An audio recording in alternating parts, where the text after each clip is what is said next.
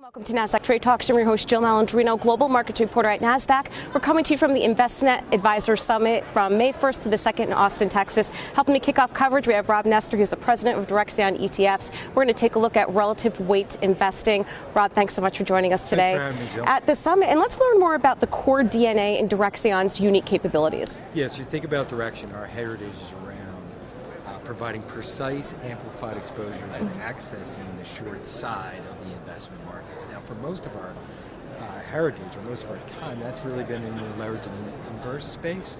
But our plans are to really expand that to be relevant to investors well beyond traders. All right, and I just realized I called it Direxion. Apologies, Direction. I do know this, but what do you look to provide advisors and investors? So if you think about the world, I think there's three types of investors broadly. There's traders, there's tactical, thematic, macro investors, and strategic asset allocators. So our heritage in providing amplified exposures can be reconstituted from what we do in the leverage and inverse business to be more relevant to strategic asset allocators and thematic investors, and we've structured product that speaks exactly to those needs. And do you think current market conditions are driving the way investors are approaching the market? I think so. I think there's a lot of nervousness on what the markets are going to bring us going forward. I think that's led people to be a little bit more specific in their calls, whether it's value versus growth, international versus U.S. especially, and large versus small, and that plugs right into the value proposition that we can deliver.